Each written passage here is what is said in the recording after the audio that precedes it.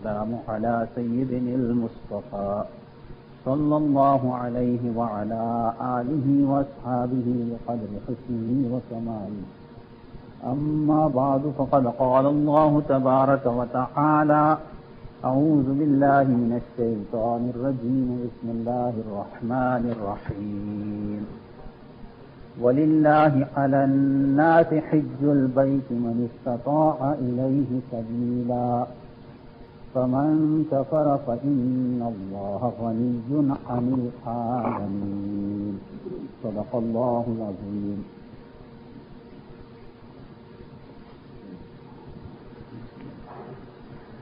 Most respected brothers and sisters who are at the madrasa,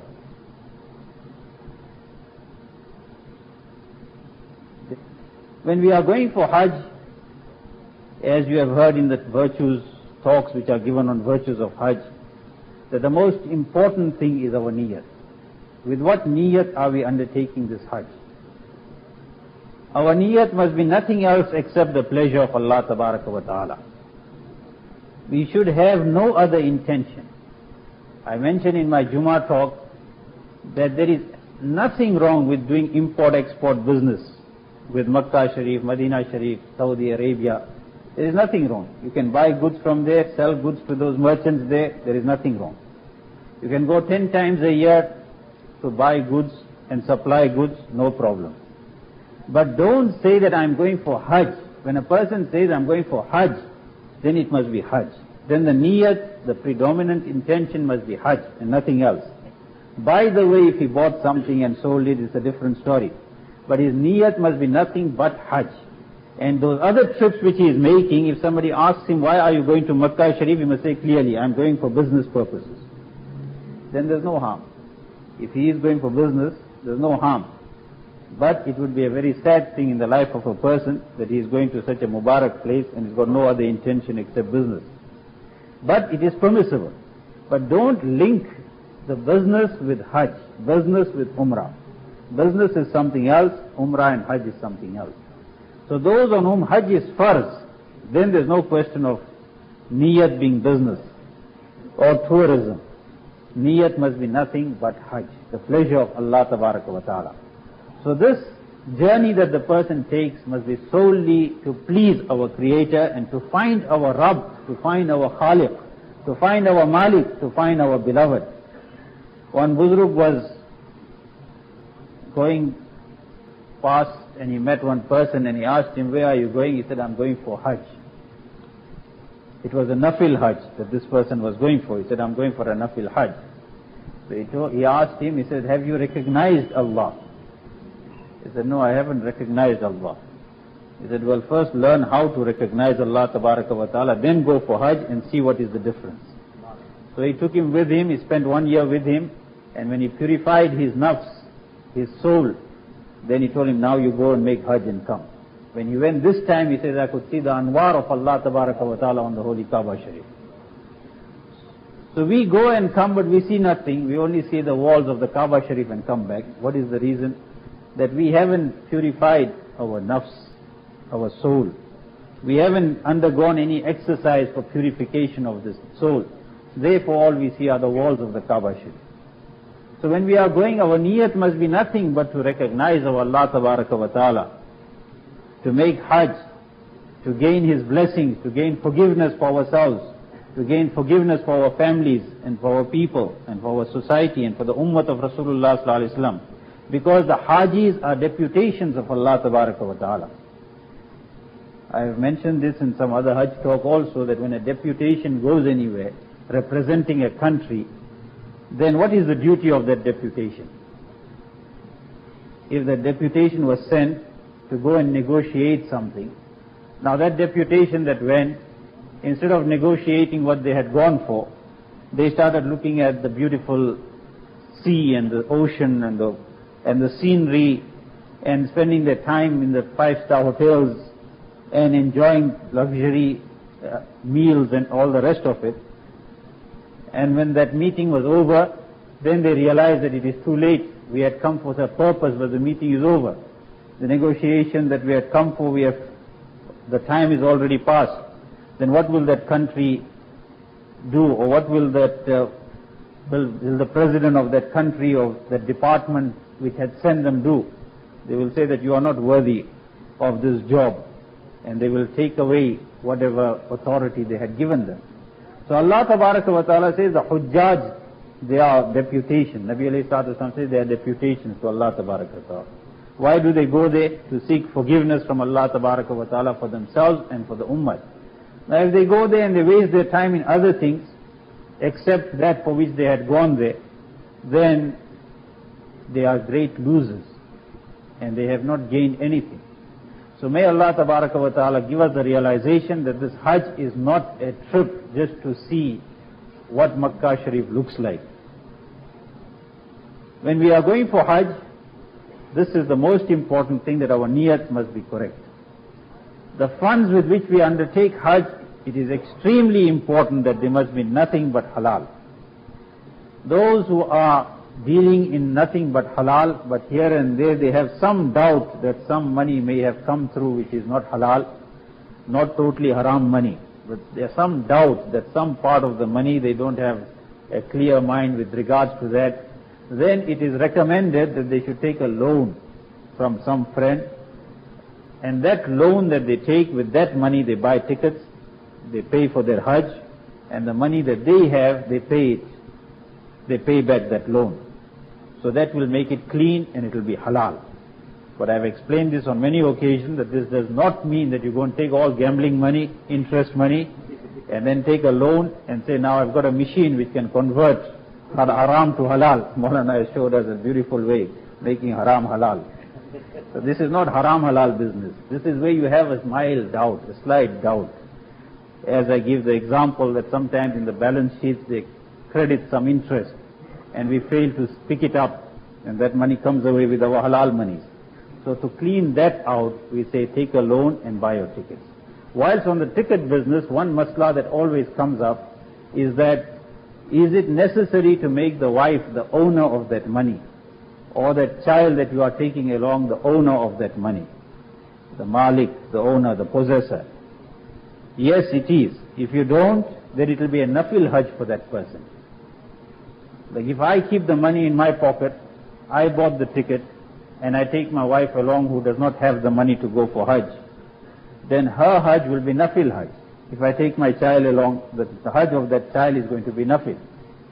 But if I buy the ticket and I say, there's a ticket that I'm giving to you as a gift, and thereafter an amount which is sufficient to undertake the trip to Makkah Sharif and back, or the days of Hajj, if I give that much, then Hajj has now become farz on her. So if she goes now and makes that Hajj, it will be a farz Hajj. If not, then this Hajj will be nafil, and whenever she becomes rich, then she will have to make farz Hajj again. Therefore it is recommended that we should make them the owners of the ticket, and say, this ticket is yours, and this much money which is required for the Hajj trip, I'm giving it to you. And once you say, I'm giving it to you, now it belongs to that person. It must not be just technical, because we always talk about technical. This mustn't be technical. It must be genuinely given, which now means that in the event of that person not going for Hajj, say he cancelled the trip, so now you can't say, bring that ticket back, bring that money back which I gave you, because that money is already given as a gift. That ticket has been given as a gift. So if there's a refund now on the ticket, or if that money was given as a gift, then all that now belongs to that child or to that wife to whom you have given it as a gift. Then that is genuine giving. But if it is just formalities, then Allah Tabaraka wa Ta'ala knows what is in the heart. The Bani Israel, they played monkey tricks with Allah Tabaraka wa Ta'ala. What did they do? Allah Ta'ala told them, don't fish on Saturdays. So they put the nets on Friday nights. When the fish came in, they pulled it on Sunday morning, and they said, no, we didn't fish on Saturday. So Allah Tabaraka wa Ta'ala, the Quran tells us, He turned them into monkeys. So we mustn't play tricks with Allah Tabaraka wa Ta'ala. He knows what's in our hearts. So this money that we use must be halal money. Because if we are going to go with haram money, then that Hajj is not going to be accepted. It is going to be thrown back at us. The angels are going to say, La labbaik wa la sa'daik. So why should we go all the way there and then return with curses of Allah Tabaraka wa Ta'ala and of the angels? instead of getting the blessings of Allah Tabaraka wa Ta'ala and the angels. So we should make sure that our money is halal. Allah Ta'ala is not going to accept haram monies. Those who go with haram monies, you will find their stones still lying there by the jamarat. When we throw those pebbles there, those whose hajj is accepted, those stones go away. The angels carry it away. That is a miracle which is a living miracle. That so many million people are throwing stones, there should have been mountains there over the 3 days. In the time of the Sahaba Ikram Ridwanullahi alayhim ajmain, according to one riwayat that I was reading, they used to hardly see any stones there. 124,000 people have stones, 7 pebbles on the first day and 21 each on 3 days after that.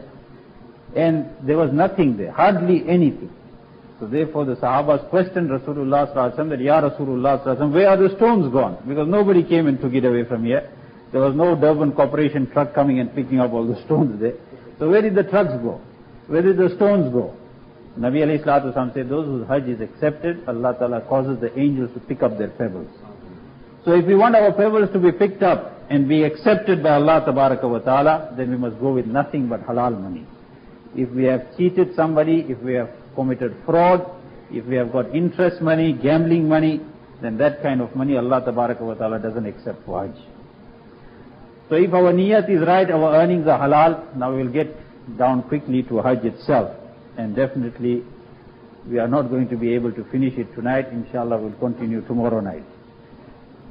So this money that the person has got, if it is halal, now he has made the niyat of hajj, and he's going for no other purpose, for the pleasure of Allah Tabaraka wa Ta'ala, then he must seek forgiveness from those people whom he has harmed, troubled, and if he is owing people monies, then he must make sure that he clears that out with them. Because there are 2 kinds of loans and debts. One is that debt which a person has incurred and the payment are in installments. The payment is in installments. There is an agreement that you can pay me over 12 months, 16 months or 24 months, as long as there's no interest involved there. But the other loan is where a person gives a person a loan and he says that as soon as you get your money, please make sure that you pay me back. So that person who has been promised that as soon as I get my money I'm going to pay you, then it is compulsory, it's wajib, that when you get the money then you pay that person first. After that you go for hajj, which is nafil or even farz hajj. Make sure that you pay that person. But if that person agrees and says, well, I'm prepared to give you terms, when you come back you can pay me, then there is no harm. So to go out in the path of Allah, this is, hajj is also part of Allah Tabaraka wa Ta'ala.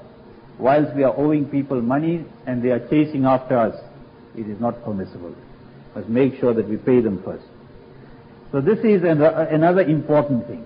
Then those with whom we have contacts and we have said something which may have hurt their feelings or offended them, or we have taken something which was not rightfully due to us from inheritance and other things, then make sure that all that is cleared. Go with a clean sheet. Go with a clean heart and clean earnings. And go with this niyat that I want to face my Allah Tabaraka wa Ta'ala and I want to visit His house in such a condition that there is nobody that is cursing me, there is nobody that is waiting for me to pay him what I am owing him, and there is nobody that is chasing after me. And people whom I have harmed and offended, I have sought forgiveness from them. If the person goes like that for hajj, inshallah ta'ala, his hajj will definitely give him ruhaniyat. There will be nur in his hajj. That is before he goes. Now that he has intended hajj, I want to get down to the masail.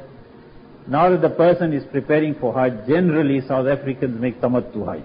So I'm not going to deal with ifrad and qiran, because 99.9% of South Africans, they do tamattu hajj.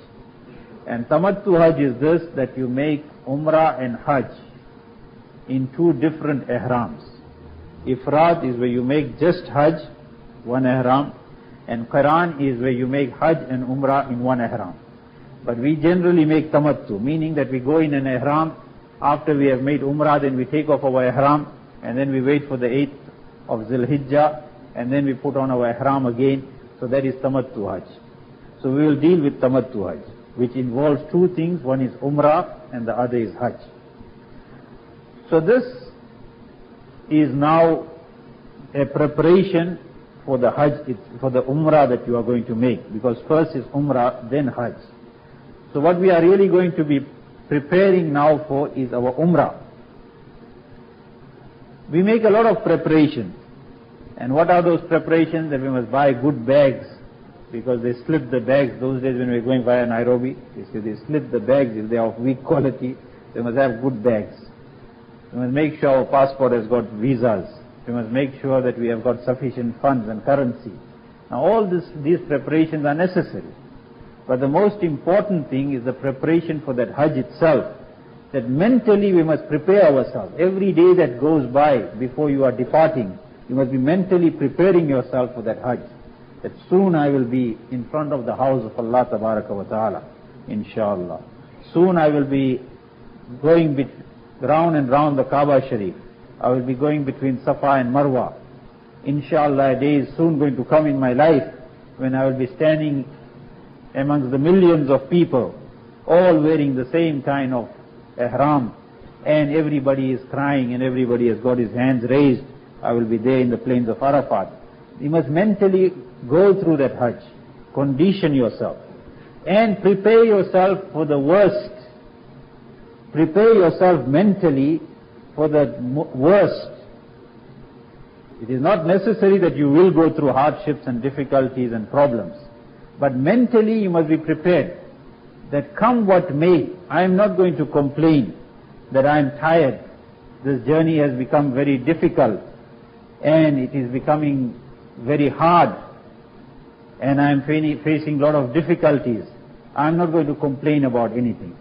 Yes, it is extremely important that before you leave, take some advice from those who have been for hajj and those who have been there many times, that which is a good agent to go through, which is a good place to stay, which is the best way to get there. Those kind of advices to take from those people that have been there, there's nothing wrong with that. That means do that which has to be done. You must make tadbir. Don't purposely go through hardship and difficulties. Purposely don't go through an agent that you know has been committing fraud over the years and giving people hard time and difficult time there and not fulfilling his promises there. So purposely you don't have to go there. Choose, go through the right agent, seek the advice of people who have been there and try to avoid those who are corrupt and unscrupulous. After you have done what you should have done, what preparation you could have made, you have made, then you must be mentally prepared to still go through any difficulty that will come. Because it is not necessary that if you have the best agent and plenty of money with you and you have everything well organized from here, after that there's going to be no problem there. Allah Tabaraka wa Ta'ala tests the Hujjaj because there's no other test left for us. In those days they used to go through the jungles and through the mountains and through the deserts and all those kind of things, and before they arrived there they used to be nice and exhausted and they used to be sick and tired. So those people used to be really blessed by Allah Tabaraka wa Ta'ala. And they were tested throughout the journey. Now there's no test for us. We just sit here, a couple hours time, we land there. What is the test? So we will get a little bit of test in the customs there, or at the arrival there. Sometimes 4 hours, 5 hours, 8 hours, 10 hours we have to sit. Now just for that sitting, we make it such an issue. There is no doubt that it's a weakness of those people on that side, that they don't know how to organize their department well, but that is their side of the problem. But as far as we are concerned, we are going for hajj. We are going for umrah. We are going to visit our beloved house, Allah Tabaraka wa Ta'ala's house. Then we should be prepared to take any difficulty that comes. As I always say, that beautiful couplet which the poet said on the journey of hajj, he said, this is a journey of ishq and love of Allah Tabaraka wa Ta'ala. And in this journey of ishq and love of Allah Tabaraka wa Ta'ala, you should not be complaining about anything. Because what kind of a lover is that who says that I found it very difficult to reach you? What kind of a lover is that? If the beloved says that I'm staying here 500 miles away and I want you to arrive tonight, and the so-called lover says that no, it's very difficult to reach you, then that person will say that what kind of a beloved you are? The person was walking and his eyes fell on one woman, which is haram to gaze for the second time. Accidental first gaze is permissible, second gaze is haram. But his eyes fell on a woman. So he told her, he said, I dearly love you. So she told him, she said, if you have fallen for my beauty, my sister is coming at the back. So this person turned his face like that. So she gave him one tight slap. He said, you said you dearly love me. Is this your love that I told you my sister is at the back? You start looking back. So what kind of a person is that who says, I love Allah Tabaraka wa Ta'ala, but he's got his love for everything else except Allah Tabaraka wa Ta'ala. So on this journey of Hajj, they will be tested for the love of Allah Tabaraka wa Ta'ala. Therefore the poet says, इश्क़ की राह पर चलने वालों, इश्क़ की कोई मंजिल नहीं है, इश्क़ की राह पर चलने वालों, इश्क़ की कोई मंजिल नहीं है, राह में थक के जो बैठ जाए वो इस सफर के काबिल नहीं है, राह में थक के जो बैठ जाए वो इस सफर के काबिल नहीं है. In this road of love of Allah Tabaraka wa Ta'ala, there is no station that you go there and you sit down and say, I'm tired. The person who goes on this journey and on the way he says, I'm tired of the difficulties, hardships, problems that I'm facing, then he is not worthy of taking this journey. वो इस सफर का काबिल नहीं है. तू सफीना बढ़ाए चला जा,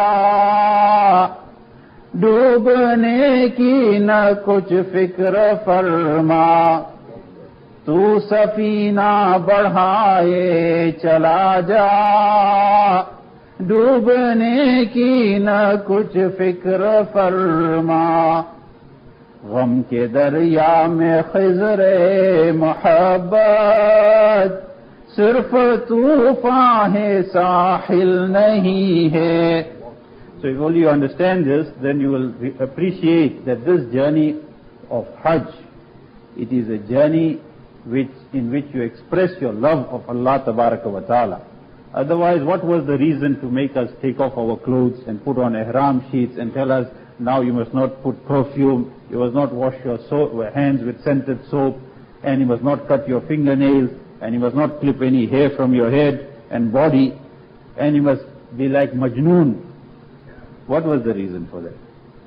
It is an expression of our love for Allah Tabaraka wa Ta'ala, that the person is madly searching for Allah Tabaraka wa Ta'ala. He was searching for him in the masjid in the 5-time namaz. He was searching for Allah Tabaraka wa Ta'ala in the fast in the month of Ramadan. He was searching for him by giving his zakat, spending his wealth. Now Allah Tabaraka wa Ta'ala says he's leaving his family, he's leaving his home, he's leaving his business, he's leaving everything, and he's coming, and I will now meet him. Now come to my house. You have been searching for me all over, I am here. Now when he comes there, then he says, come to Mina, come to Arafat, come to Muzdalifah. So this is how the person is going about madly in search of the love of Allah Tabaraka wa Ta'ala.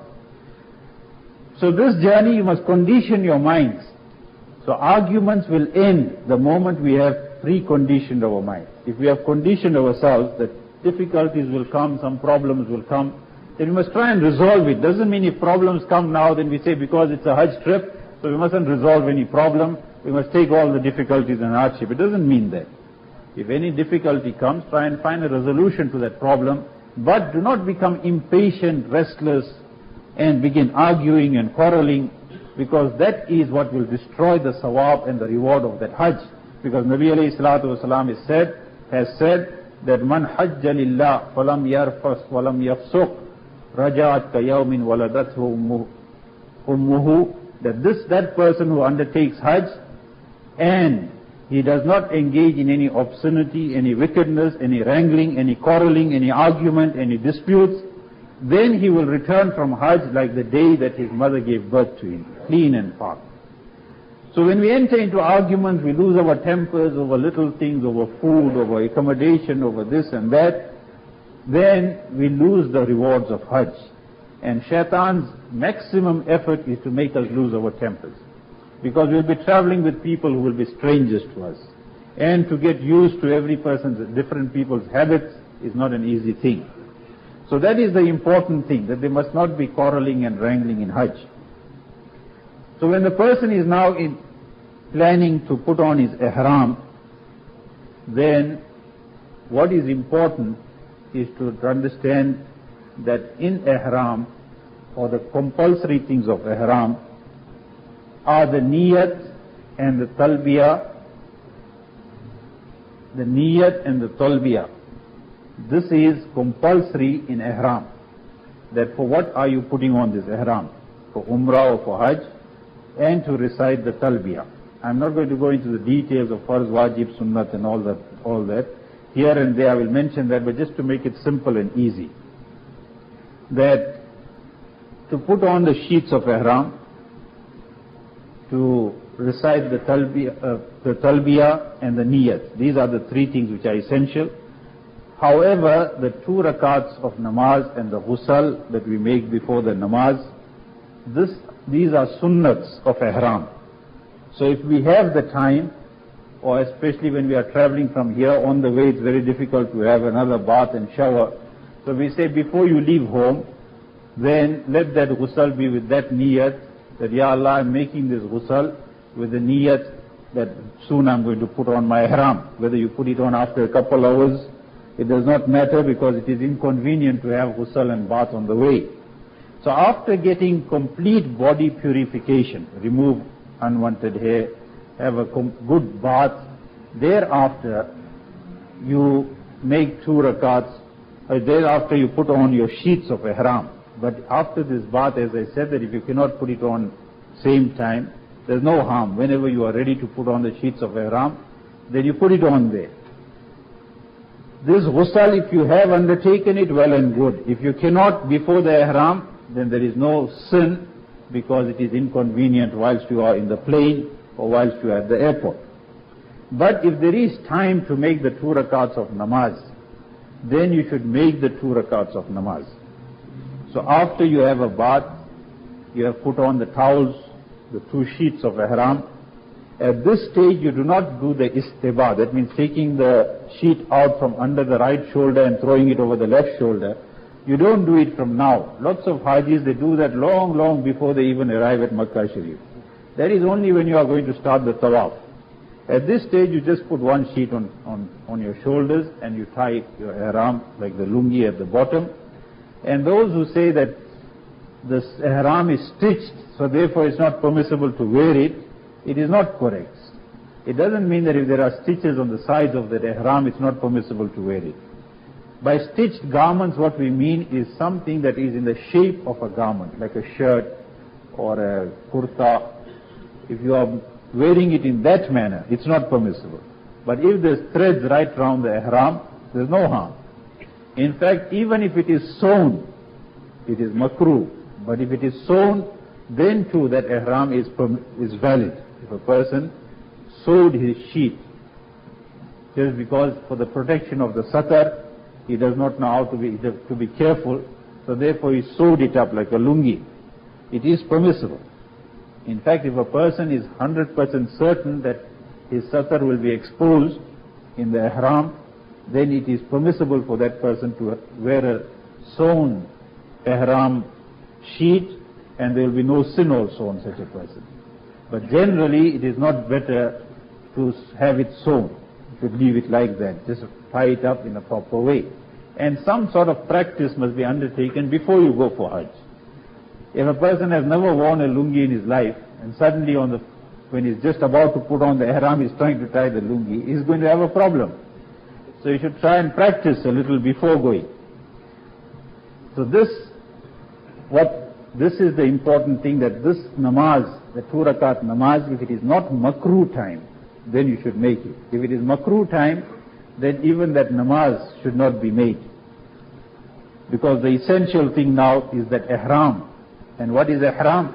After you've got the sheets on, you remove your hat and you make the niyat and talbiyah, that is your ihram. So if you are making the namaz, then the namaz you make with your hats on. You got your sheets of ihram on. Now with your hats on you make the namaz. After you have made the namaz, then you say, Ya Allah, in simple language which you understand. You say, Oh Allah, I intend making Umrah. So make it easy for me and accept it from me. That's all. Simple. Oh Allah, I intend making Umrah. Make it easy for me and accept it from me. Then you read the Labbaik. Labbaik, Labbaik, Allahumma Labbaik, Labbaik la sharika laka Labbaik, innal hamda wa ni'mata laka wal mulk la sharika lak. This Labbaik, it is sunnat to read it 3 times. To read it 3 times is sunnat, but to read it 1 time is wajib. And it must be read in an audible voice. It is wajib to make any zikr, but to read this particular labbaik, it is sunnah. So therefore the person should learn this and read it 3 times in an audible voice. The women folk, there is no difficulty for them at all. They do not have to change into sheets or anything of that nature. Whichever normal dresses they wear, they can wear the same dress for ihram. There is no question of them having any special kind of ihram dress. That is not necessary. Yes, what is important is that that dress must be simple. It must not be fashionable, because you are going for hajj. And you are not going there just to display the type of garment that you have. It is not a fashion show there. So that dress must be simple.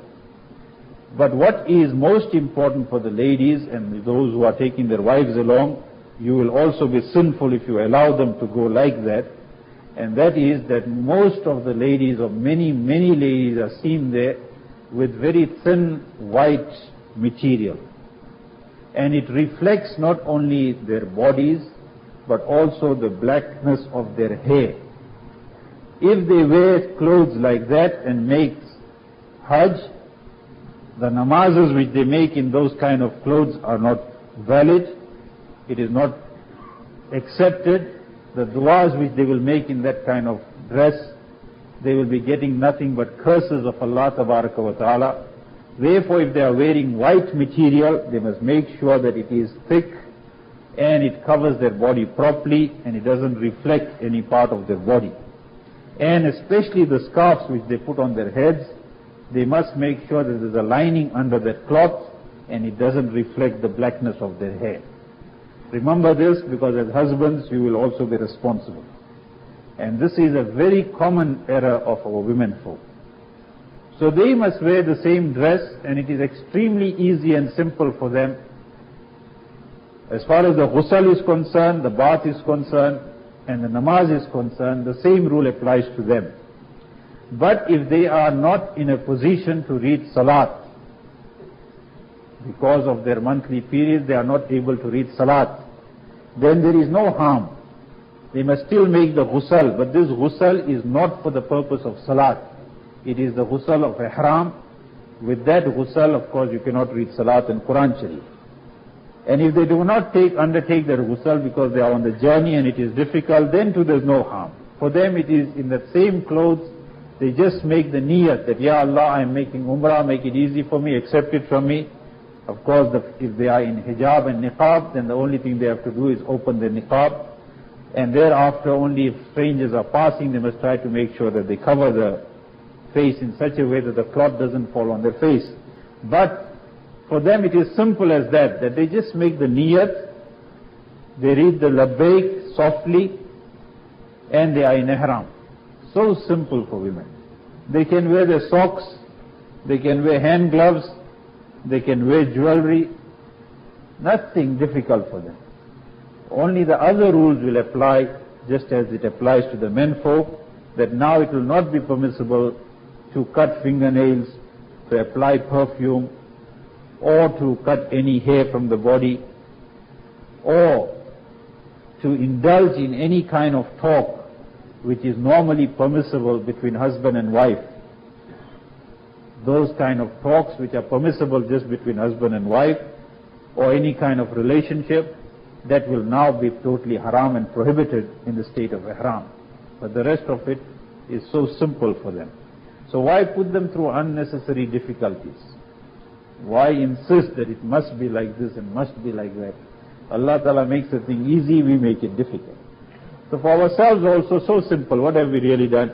We have just made ghusl if it was possible, made 2 rakats of namaz if it was not makruh time. If it's makruh time, we didn't even make the namaz.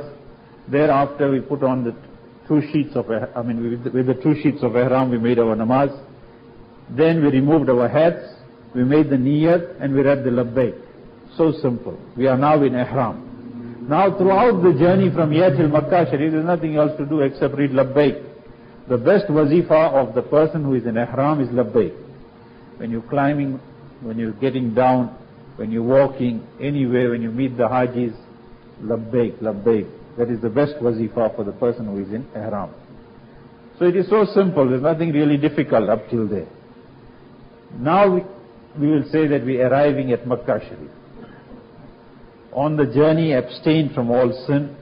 Do not cast lustful glances at the women folk that pass by. You are going in search of Allah Tabaraka wa Ta'ala's love, and it will definitely be projecting a very wrong image if the person is now casting lustful glances at other women who are passing by.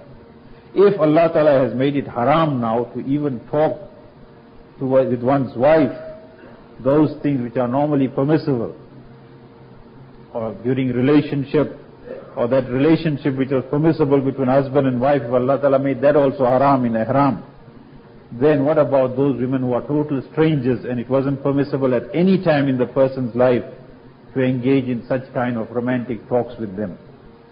So this is what a person must be very careful. And we notice this, that there are many, many women who travel without mahrams. They don't come with mahrams. They come in groups, just ladies.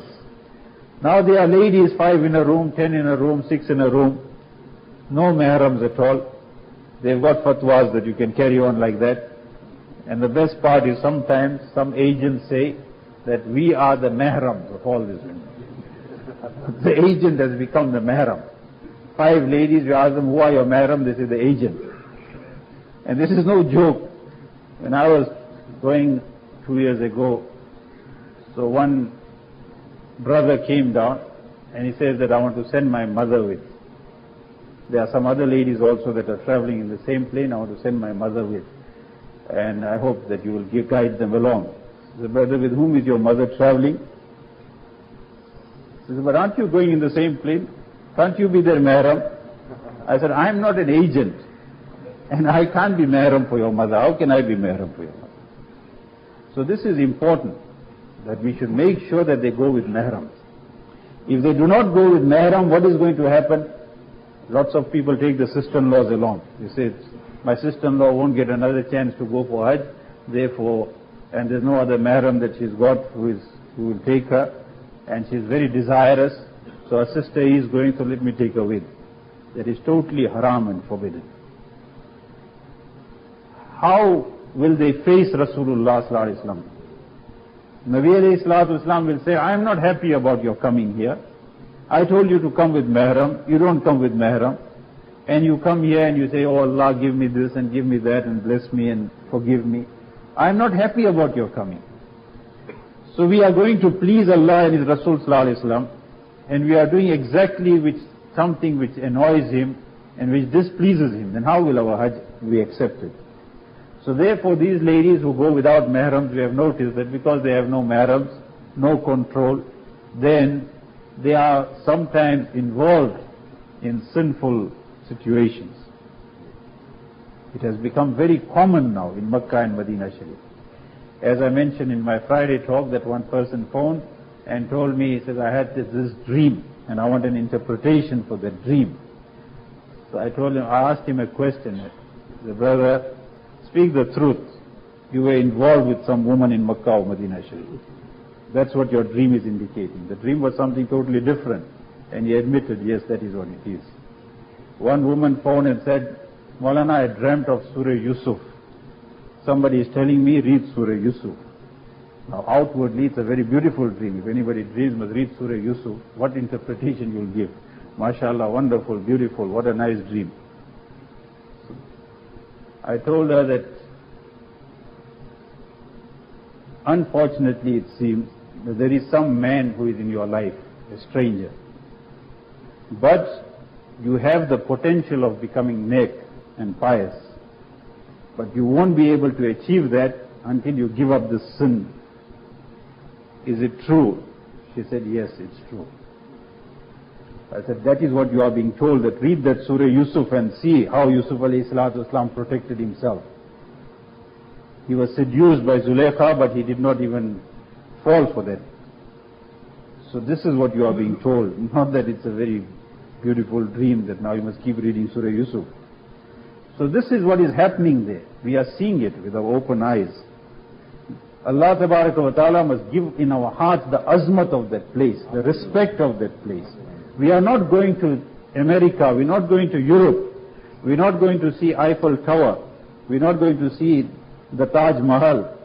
We are going to the house of Allah Tabaraka wa Ta'ala. Therefore my Shaykh Hazrat Maulana Muhammad Akhtar Sahab, Dawmat Barakatuhum, he says that normally a person, a king, he would like to build a big palace. And he would like to have his palace with beautiful gardens, lush vegetation.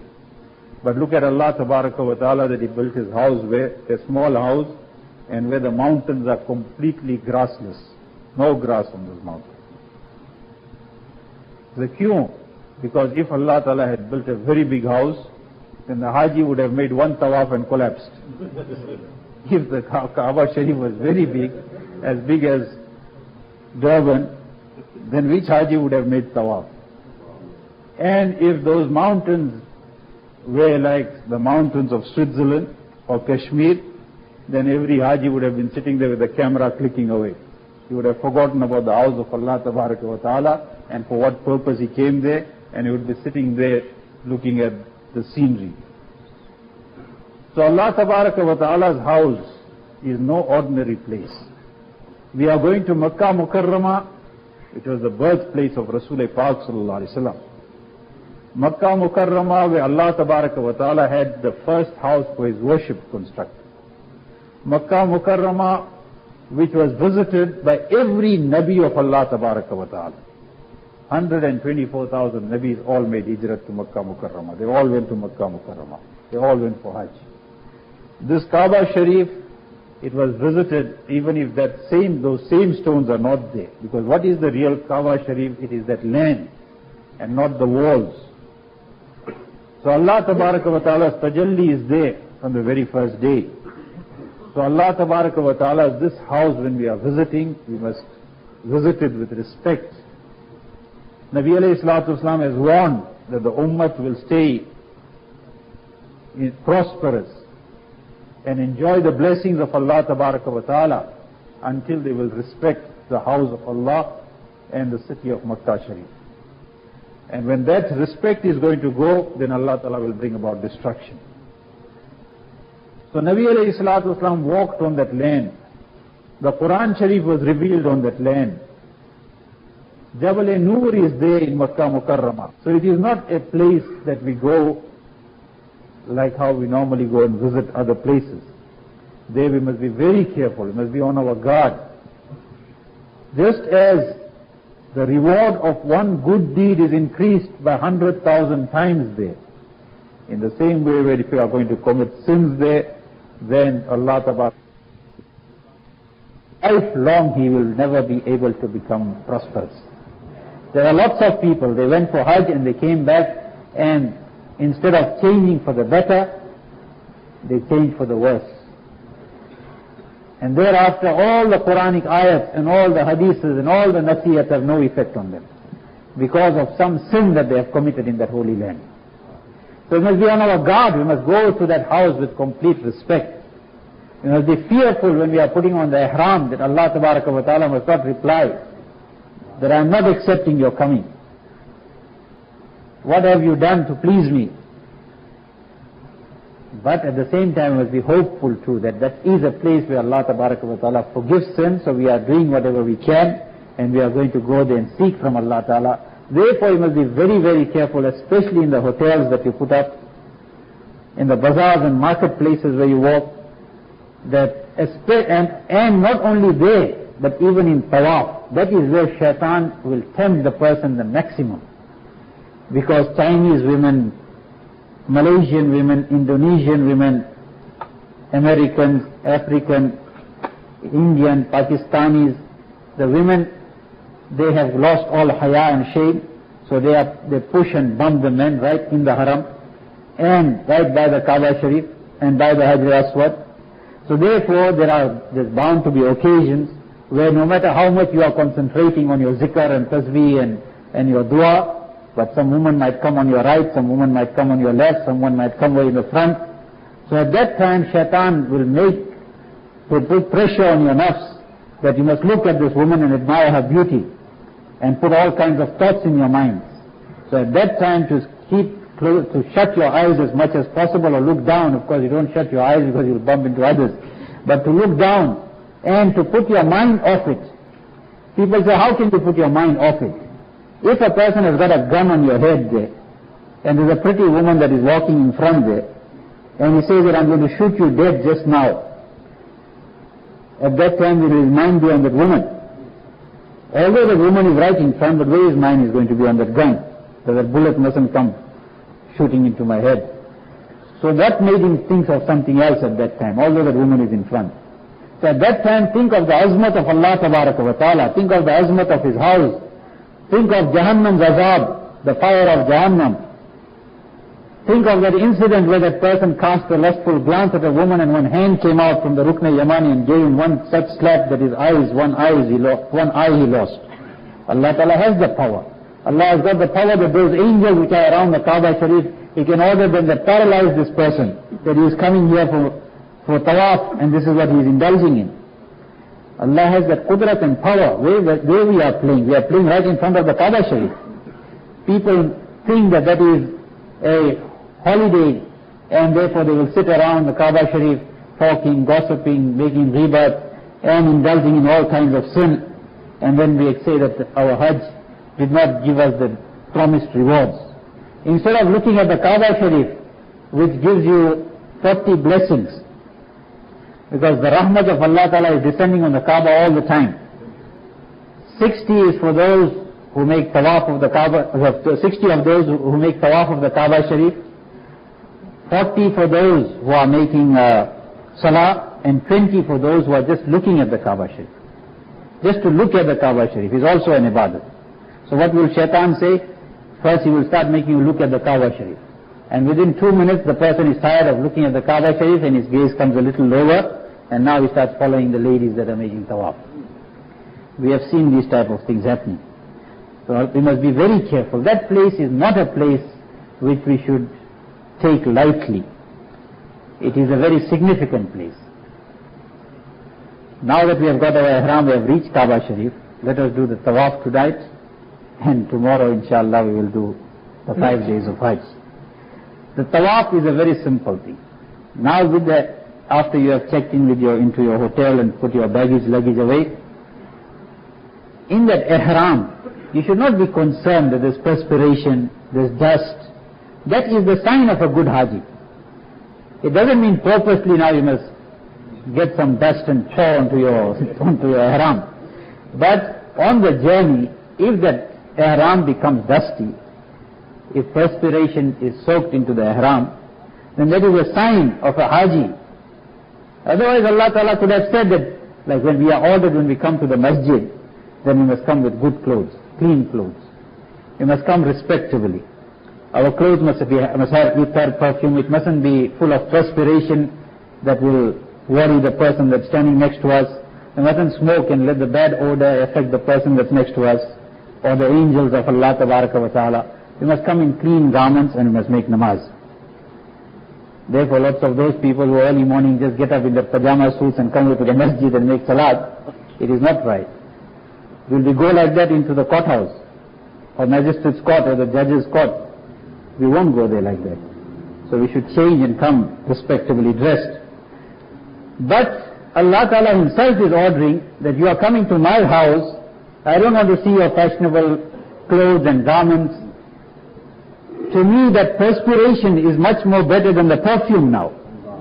Allah Ta'ala says that if you are expressing your love for me, now that perspiration in your ihram, the smell of that perspiration, Allah Ta'ala, how great He is, how merciful, how kind, and how loving He is, that He is accepting our perspiration. He says, don't put perfume now, that perspiration is much more better to Him.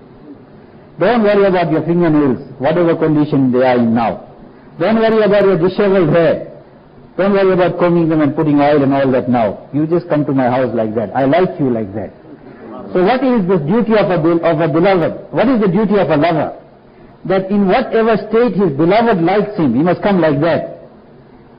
We know of lots of people who are in love with the mad world, or they are in love with the women of this world, which is haram and total, or with those who are strangers. But if that woman tells that person that I like you in this kind of a jacket, I like you without your beard, I like you without your hair, then that person will shave his hair too, he'll wear that kind of jacket, he'll wear that kind of boots. Why? Because his beloved likes him in that kind of garment. Here Allah Ta'ala says, oh my beloved servants, you come to me with disheveled hair, come to me with those ihrams which are filled with perspiration and with dust. I, Allah, who is so pure and so pure and so clean, but I love you like that. You come like that. So now for that person, why must he worry about his hair and about his fingernails and about perfume and about his clothes? So that ihram garment, you go in that same ihram to make it tawaf. In the ordinary house of Allah Ta'ala, these masajid, we were told you must come in clean clothes. And look at Allah Ta'ala's qudrat and Allah Ta'ala's rahmat and Allah Ta'ala's hukam, that now in my house, which is the house of all houses, now here you come in clothes which are filled with perspiration, with dust, with disheveled hair, and make labbaik, labbaik, Allahumma labbaik, labbaik, la sharika laka labbaik, innal hamda wa ni'mata laka wal mulk la sharika lak, and I love you like that. I'll shower my rahmat upon you. I'll give you my blessings. I'll give you forgiveness. And not only you, but for those whom you will pray also, I will forgive them. What rahmat of Allah Tabaraka wa Ta'ala. So therefore we must go in the condition that Allah Tabaraka wa Ta'ala is pleased with. So you don't have to go there and now have a shower and then change the ihram and then go. Yes, if there's some najasat on the ihram, if there's some napaki on the ihram, if it was soiled with any napaki or najasat or impurity, then you must wash that. But to say that this is now dirty, how can I go and make tawaf? No. At this stage you go like that. Yes, after you are out of the sa'i and you have taken your hair off and you are out of ihram, then again you change into good garments, clean garments, put perfume. So you will go close to the Kaaba Shareef. You come to the Kaaba Shareef, now to enter through Babu Salam has become a little difficult. The Haram Shareef has gone so big now, and people are staying in different areas. So you don't make life difficult for the group that is with you. If you are alone and you go and enter through Babu Salam, alhamdulillah. But if not, then through any door of Kaaba Shareef, of Haram Shareef, you enter with great respect. And now you anticipate that any time now I will be looking at the Kaaba Shareef. The house towards which I was praying 5 times a day from a distant land, soon that house will be right in front of me. That house on which Allah Tabaraka wa Ta'ala's tajalli is 24 hours of the day. That house which is a shi'ar of Allah Tabaraka wa Ta'ala. That house which will remain till the day of Qiyamah. That house which is a sign of Qiyamah, that the day that house is going to be destroyed, then Qiyamah will come. That house which was visited by 124,000 Nabis of Allah. That house which was visited by millions of awliya kiram. That house which was visited by billions of Muslims throughout their lives, so many have come, they run into billions by now. Now Allah Tabaraka wa Ta'ala will give me that opportunity to suddenly see that house of His. And remember that first sighting of yours of the Kaaba Shareef will never be the same in your lives again. That first one, it will never be the same again. You will never have that ecstasy, that joy, that feeling, that breaking down, which you will have when you visit it for the first time. So those who are going for the first time, you are very fortunate. Allah Tabaraka wa Ta'ala must give you the full barakat of that house. And all those who are going many, many times, they too Allah Ta'ala must give them. But this is experience of people and myself also, that first sight of the Kaaba Sharif, in the first visit, you will never have that again in your lifetime. It is very different. You just break down, you don't know what makes you break down. And you tear and cry like a baby. Of course you must go with halal earnings and you must be sincere. Allah Ta'ala must give us all sincerity. Then it is very different, that the moment you see the Kaaba Sharif, you don't know what happens to you. You are overtaken.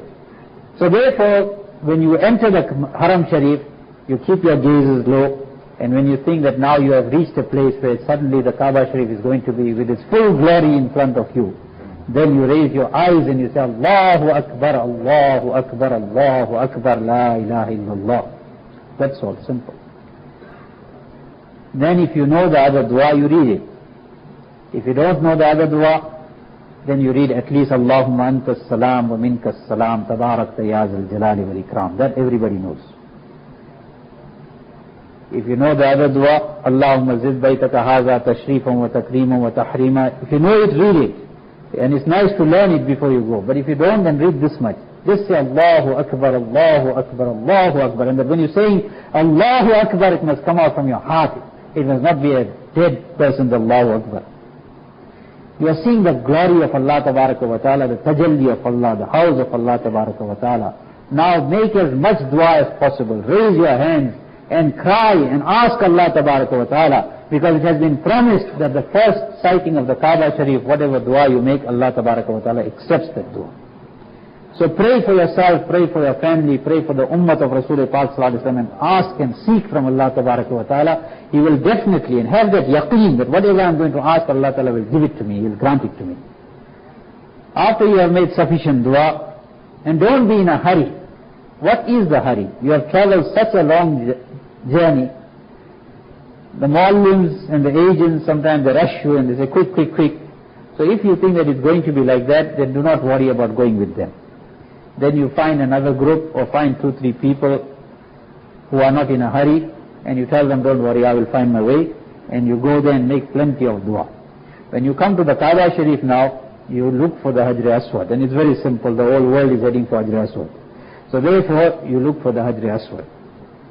When you come by the Hajr Aswad, which is the black stone, then there you stand in such a way that your right shoulder is outside that ring, that silver ring. All of you have seen pictures of Hajr Aswad. That silver ring which is around the Hajr Aswad, stand in such a way that your right shoulder is outside that ring. Facing the Kaaba Sharif, you stand in such a way that your right shoulder is outside that ring. And if the ring is like that, you just stand such a way that your right shoulder is a little out from it. And then you make the niyat. The niyat again simple. Ya Allah, I intend making tawaf of the Kaaba Sharif 7 rounds. Make it easy for me and accept it from me. Simple. Ya Allah, I intend making tawaf of the Kaaba Sharif 7 rounds. Make it easy for me and accept it from me. The men folk, because they are in ihram and they will be making sa'i after this, so now is the time before this niyat that you take that sheet out from under your right hand and throw it over your left shoulder. That's called istiba. That sheet which was there, now you take it out from under your right hand and throw it over your left shoulder. That means your right shoulder will now be exposed. So that is called istiba. This is sunnat.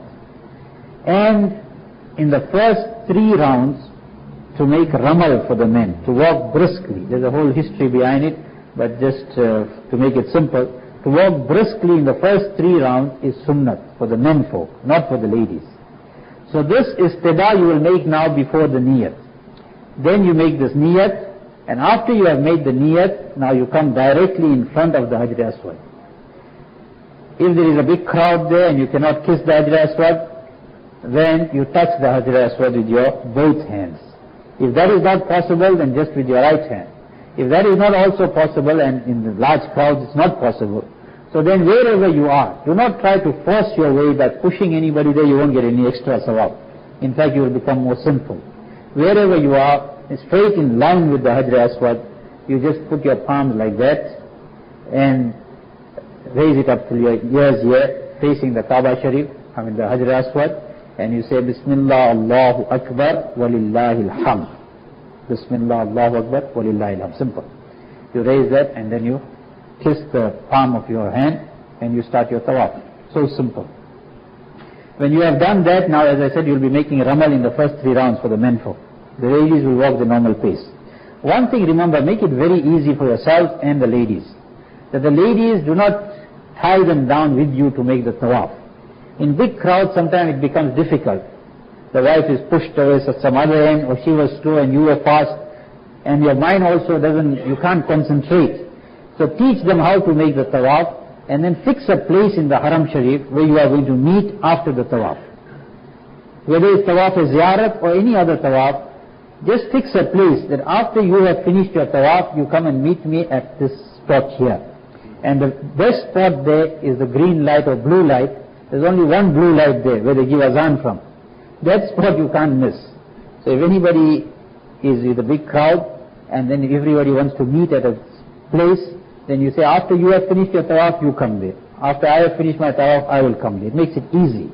Especially tawaf is ziyarat time, otherwise it becomes difficult when somebody is gone this side and somebody is gone that side. So when you are making ramal in the first 3 rounds, read whatever you can, any dua, any zikr, any tasbih. Only between Rukn Yamani and Hajr Aswad, it is recommended that you read Rabbana Atina Fid Dunya Hasana wa Fil Akhirati Hasana wa Qina Azab An-Nar. And if you know the other duas, then you read it. But if you do not know those duas, then do not read it incorrectly, and especially the ladies, educate them, and you yourselves also remember that there is no sawab in holding the kitab like that in the tawaf and going around, and you bumping into others there, or reading it incorrectly when you do not know how to read Arabic properly. They won't get extra sawab. Read whichever dua, the zikr you want, and make dua in the language that you understand. Allah Tabaraka wa Ta'ala understands all languages. Make dua in the language you understand. When you come back to Hajr Aswad, you repeat the istilam. Face your palms towards it and kiss the palm if you cannot touch it and if you cannot kiss it. Every time you come to Hajr Aswad, it is 1 round. Make sure that your left shoulder is facing the Kaaba Sharif all the time. If a person was bumped or he moved away, the Kaaba Sharif is on this side, you must make sure that you are going anti-clockwise, so your shoulder must be facing, the left shoulder must be facing the Kaaba Sharif. Whichever round distance you may be from the Kaaba Sharif, but your left shoulder must be in line there. If you turned away and walked a certain distance, where your left shoulder moved away from the Kaaba Sharif, then that distance has to be covered again. If you don't cover that distance, the tawaf is incomplete. When you have finished the 7th round, then you make istilam for the 8th time. When you have finished the istilam for the 8th time, now you go and make 2 rakats of wajib namaz of tawaf. This wajib namaz of tawaf, it is preferable to make it behind the maqam Ibrahim, and it must not be makruh time. If it's makruh time, you cannot make it. Then you can carry on with your Safa Marwa and make it later. But if it's not makruh time, then you make it behind the maqam Ibrahim. If you don't get placed there, then you make it in the Hatim, you make it anywhere in the Mataf area, outside there, or in the Haram, anywhere. It is not necessary that you must find a place behind the Maqam Ibrahim. After you have made the 2 rakats wajib of tawaf, then you go to the Multazam. Go to the Multazam, and the Multazam is that section which is between the door of the Kaaba Sharif and the Hajr Aswad. That is the Multazam, between the door of the Kaaba Sharif and the Hajr Aswad. That is where Rasul Pak Sallallahu Alaihi Wasallam put his hands against, and he put his cheek on it, and Nabi Alayhi Salatu Wasallam teared and he cried, and Nabi Alayhi Salatu Wasallam made so much of dua there.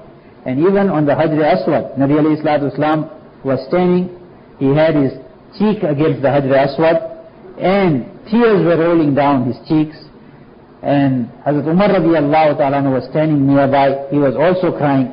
When Nabi alayhi salatu wasalam finished, he told Hazrat Umar radiallahu ta'ala that this is the place where tears are to be shed.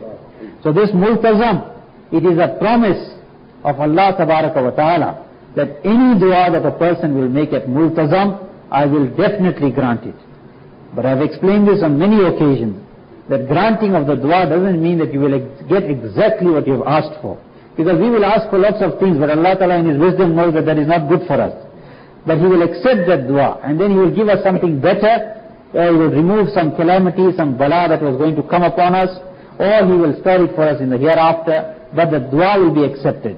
And it is the experience of a large number of people that they made duas at the Multazam, and they saw the results and the fruits of those duas within a short period of time. This sinful servant of Allah Tabaraka wa Ta'ala, in this house of Allah Tabaraka wa Ta'ala, making shukr of Allah Ta'ala, tahdis-e-ni'mat, not fakhran, Allah Ta'ala must protect me from pride and fakhr, but just to give you targheeb and just to encourage you. Because my Ustad has a Shaykh al-Hadith, Hazrat Maulana Fakhruddin Rahmatullah alayh.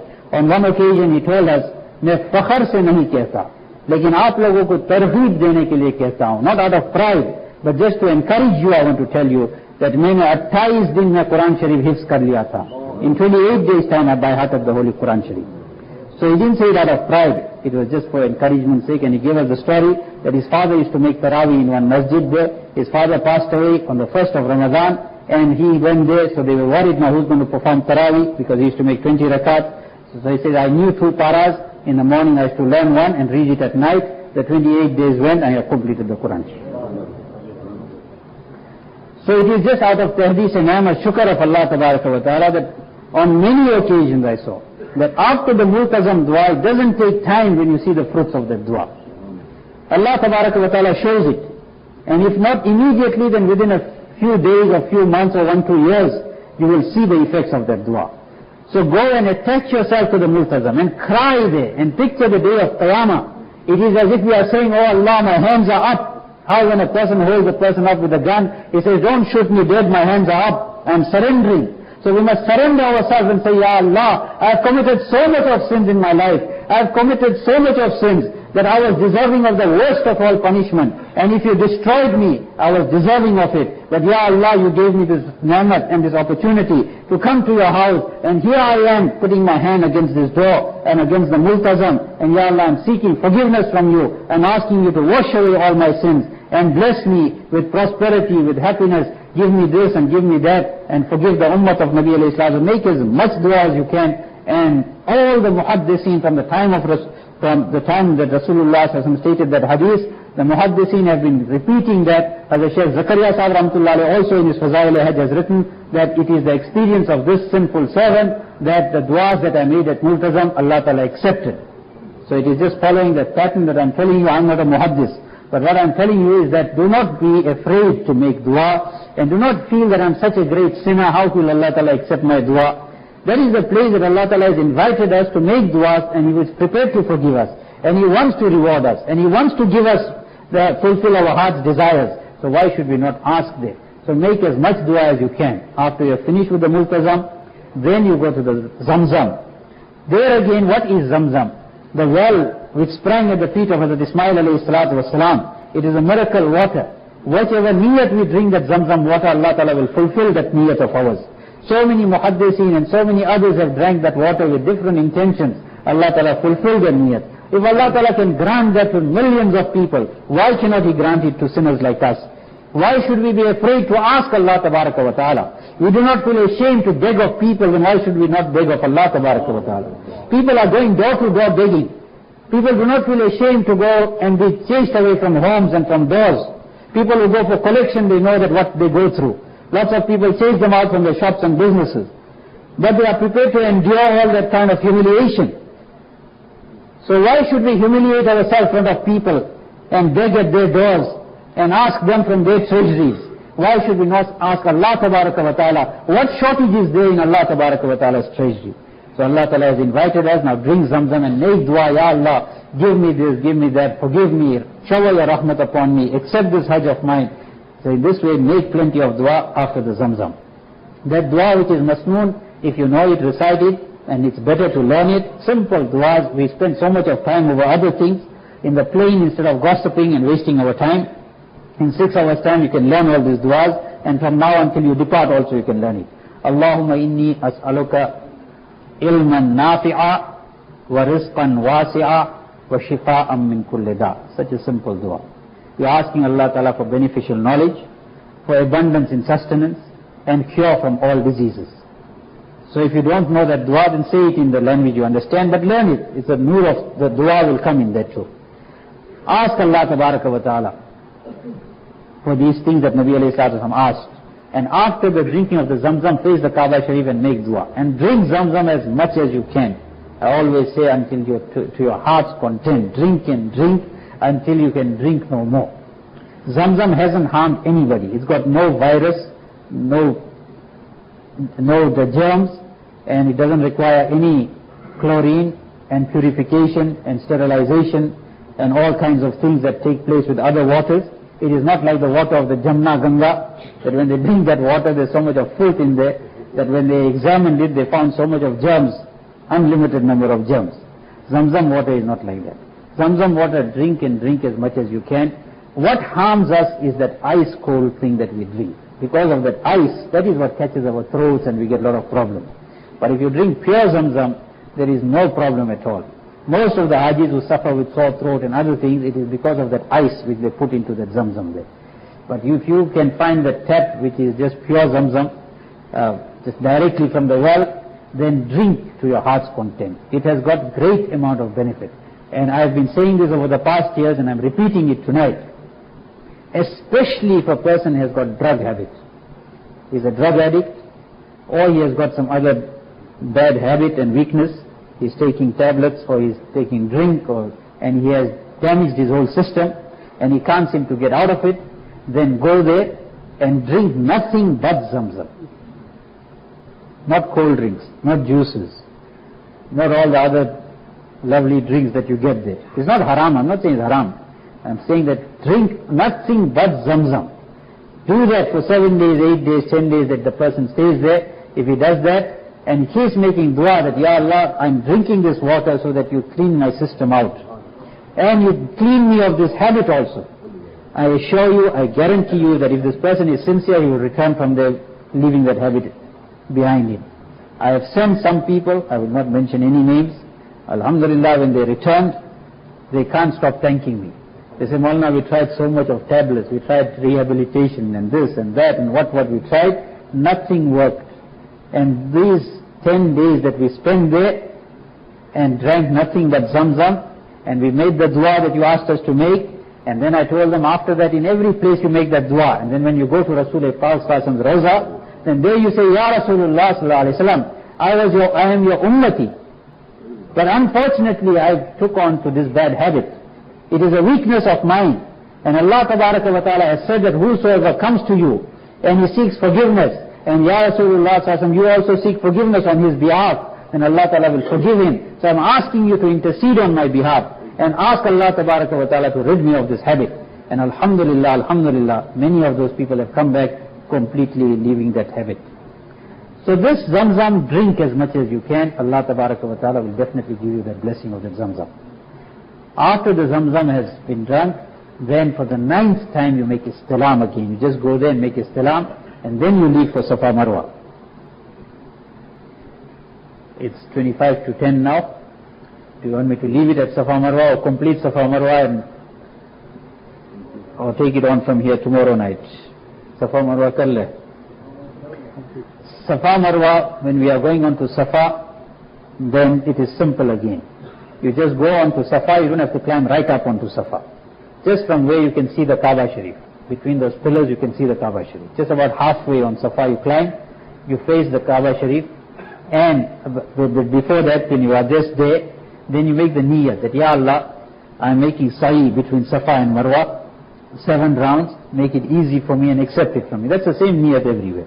And this time you don't raise your hands up to the ears, or like that. You raise your hands like how you raise in dua. And you just say, Allahu Akbar, Allahu Akbar, Allahu Akbar. La ilaha illallah. Simple. If you don't know anything else, that's all.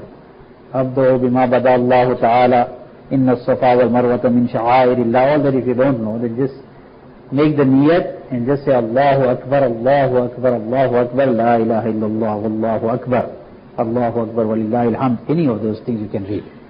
And then face the Kaaba Sharif and make a lot of dua. Again is dua. From there, you start moving towards Marwa. In between the 2 green lights, you run a little. The ladies will walk the normal pace. Here the running doesn't mean that it must be a marathon sprint or something like that. Some people are tired, they are sick, they are weak. They too try to run, and after that they hold the chest and sit down. So if you can't run, just walk. But try to walk a little briskly. Those who can't run, then they run a little. Hazrat Hajira ran between these two places, therefore it is a remembrance of that. From there you walk again your normal pace. In between you read Rabbi Ighfir Warham wa Antal Azzul Akram, or any third kalima, fourth kalima, Subhanallah, Alhamdulillah, any zikr, tilawat, Quran Sharif, until you reach Marwa. When you reach Marwa, again you face the Kaaba Sharif and you make dua. That's one round finished. It doesn't mean you must go to Marwa, come back to Safa, then one. Lots of people who are ignorant, they come from different countries without learning, then they go to Safa, Marwa, they come back to Safa and they say one. So when they finish about 10 rounds like that, they are nice and tired and so they collapse, because they've gone far beyond the limits. So when you reach Marwa, it's already one. When you come back to Safa, it's two. And the same procedure is repeated both sides. Until the 7th round, you'll finish up in Marwa. After you have finished at Marwa, now it is time to remove your ihram. So those who are doing Hajj Tamattu, they will remove their ihram. The Qarins, they won't remove it. The Mufrids, they won't remove it. So the person who is making Tamattu, now that he has finished his 7 rounds of Safa Marwa, now he must remove his hair. And this is something that I always repeat, that I found in Hajj trips and Umrah trips, that the most difficult thing for the South African Haji and the European Haji and the American Haji is the removal of the hair from the head. I don't know what is so difficult about it, but some people, actually you can see their faces have changed color and they are about to tear. Hi, mere baal chale gaye. Kya hoga mera sar ka? So why should we be so concerned? Nabi alayhi salatu wasalam has given dua to those people who shave off their hair. Second time again when Nabi alayhi salatu wasalam was asked, what about those who cut their hair? He said, made dua again for those who shave their hair. Third time again he made dua for those who shave their hair. Fourth time he made dua for those who cut their hair. So it's permissible to cut, but those who've got full hair, for the first time they can put a number 1 machine, it's permissible. But after that they too will have to shave when they make the next Umrah. And that is a sign of a Haji. When a person makes Hajj and Umrah and he comes back with a big hair, straight away it doesn't even click in the heart that this person has made Umrah and Hajj. Yes, if he went around India, Pakistan, spent 1-2 months and came and then again his hair grew, it's a different thing. But do not be afraid. Allah Ta'ala will become happy. You will get the dua of Nabi alayhi salatu wasalam. And until the hair is not cut to the length that is necessary, it is not permissible to associate with one's wife, to apply perfume, to wear clothes. So therefore it is compulsory that this shaving must be done, or if the person had big hair, then we'll say that for the first time if you put a number 1 machine, it is permissible. But why go for that? Go for the best. In everything we want the best. And for many people who go for the first time, their hair hasn't seen the light of the sun in their since childhood days. When they were born, the mother shaved it for the first time. After that, they never shaved. So let this head enjoy the sunshine and apply a little bit of oil, and it will shine beautiful. And the next crop will be wonderful. So don't worry about losing the hair. Once you have shaved your head, you are now out of your ihram. Just one masla before I terminate. That if you have completed everything, your Safa, Marwa, your Tawaf, everything is completed, then it is permissible now to shave your own head. It is permissible for the wife or for the lady to cut her own hair. You don't have to wait for anybody. The lady just has to take her hair and wrap it around her finger and just one clip, finish. Simple for her. Just wrap it around her forefinger and cut it. She doesn't have to wait for anybody to do that. But provided that you have completed everything. If you haven't completed and you cut somebody's hair, then they will be dumb. But if you have completed everything, then yourself you can cut your own hair. The lady can cut her own hair. There's no harm. And once you have cut yours, then you can clip somebody else's too. So those who have got little experience of running the machine, then there's no harm if you clip somebody's hair. But what you must be careful about is that you must not submit your head to those fly-by-night barbers and those amateurs there. Because if you give your head to them and he's sitting with a sharp jack razor there, then the danger is that instead of your hair, he starts cutting your head. So that's the only thing, you must be a little careful. Watch around the others' heads first, how it's going. After that you can sit down. Inshallah we'll continue from here.